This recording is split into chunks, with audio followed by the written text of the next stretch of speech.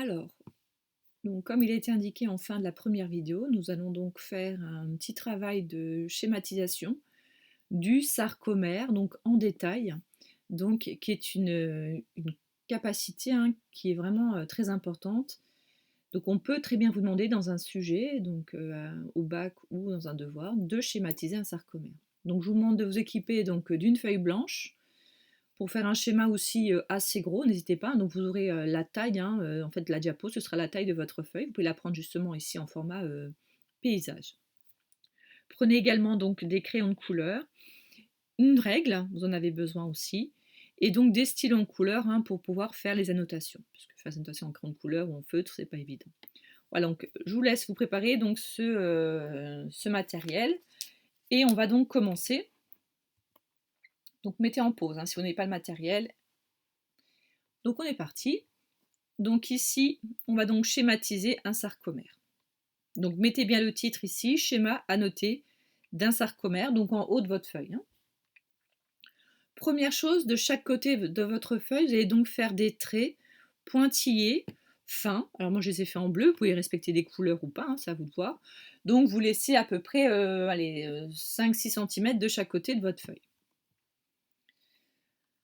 Alors, vous pouvez donc annoter, moi comme j'ai fait des traits bleus, je mets en dessous, donc quasiment en bas de ma feuille, les stries Z, donc ces fameuses stries qui délimitent notre sarcomère.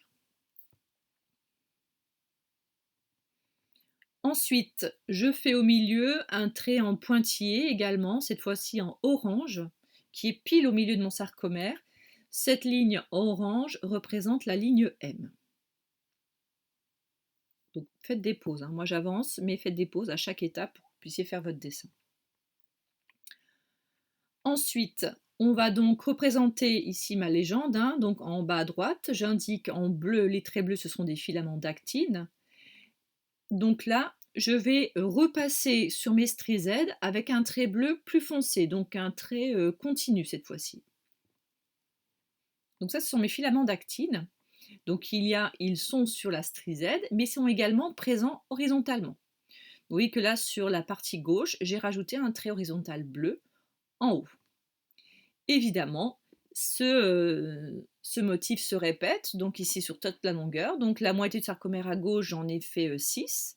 Et j'ai fait évidemment, regardez bien, le filament d'actine qui est à gauche est exactement aligné en face de l'autre filament d'actine. Donc prenez bien une grande règle, comme ça vous faites un trait ici et vous gardez votre règle en place pour faire le deuxième trait.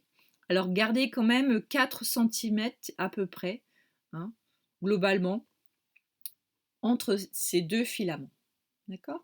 Vous voyez que chaque côté de la strie Z, il y a des petits morceaux d'actine, d'accord, qui constituent le sarcomère ici qui est à notre gauche, et ces filaments, ce sont les débuts des filaments d'actine qui constituent le sarcomère de droite. D'accord ? Mais ces fragments-là, ce sont des petits morceaux qui ne concernent pas notre sarcomère. Ce qui nous intéresse, c'est ceux qui sont ici entiers au centre. D'accord ? Donc 6 de chaque côté. Si vous en faites plus ou moins, c'est pas grave. Faites-en quand même un minimum de 4, 5, pour que ce soit représentatif. Ensuite, on va rajouter les filaments épais de myosine. Donc là, pour garder le code couleur qui est dans votre cours, j'ai donc rajouté ces filaments en rouge. Donc ils sont très épais. Et ils ne sont pas reliés à la strie Z, ils sont au centre. Donc vous voyez ici, je laisse à peu près l'écart qui est là, je laisse à peu près ici. Vous voyez, à peu près 2-3 cm et je garde aussi 2-3 cm à droite. Ça, c'est très important. Donc vous devez laisser de l'espace de chaque côté du filament. Ne faites pas sur toute la longueur. Donc ça, c'est un filament de myosine. Et évidemment, ils vont se répéter. Donc entre deux filaments d'actine, vous avez un filament de myosine. Maintenant, il nous reste à annoter les différentes bandes et les différentes lignes. Donc on a déjà mis les stries Z et la ligne M. Là, je vais rajouter des traits en vert. Vous voyez, en fait, ce sont des traits qui permettent de délimiter la zone où il n'y a plus d'actine. Vous voyez, ces fameux 4 cm où vous n'avez pas dessiné d'actine. Donc dans cette zone-là, ce qu'on a vu tout à l'heure, il n'y a que de la myosine. Donc cette bande que je mets, donc comme j'ai mis des traits verts, je mets une double flèche verte, et je mets en vert la légende, c'est ma bande H. D'accord? Donc la bande H, on l'a vu, il n'y a que de la myosine. Ensuite, j'ai mis à nouveau du orange parce que finalement, j'ai pas tant de couleurs que ça, hein, mais vous pouvez prendre d'autres couleurs. Vous voyez que là, j'ai fait des traits verticaux qui indiquent cette fois-ci là où la myosine s'arrête de chaque côté. D'accord? Ça va nous permettre donc de délimiter, alors je l'ai mis en haut, hein, parce qu'on ne va pas pouvoir mettre tout au même endroit.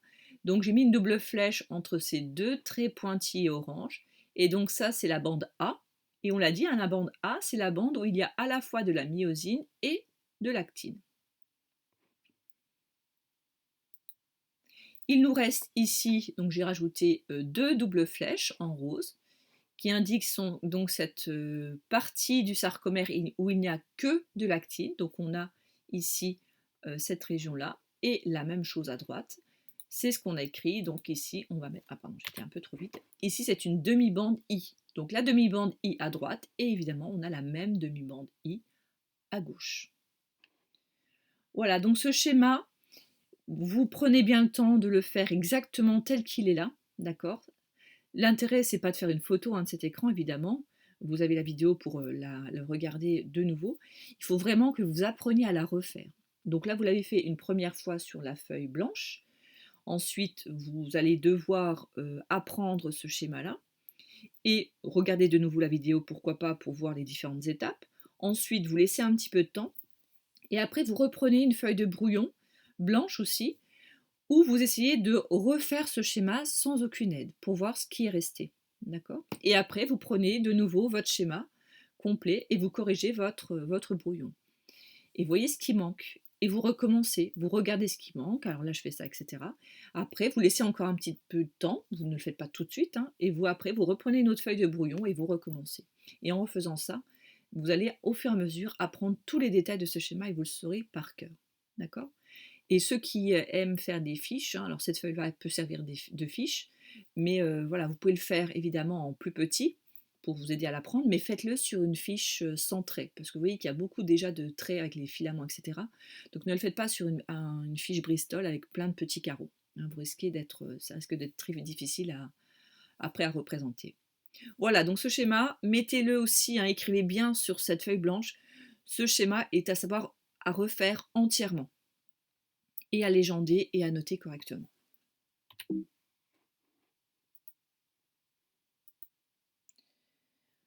Voilà, donc on se retrouve ensuite donc dans la vidéo numéro 2 hein, pour justement voir cette modification du sarcomère lors de la contraction musculaire.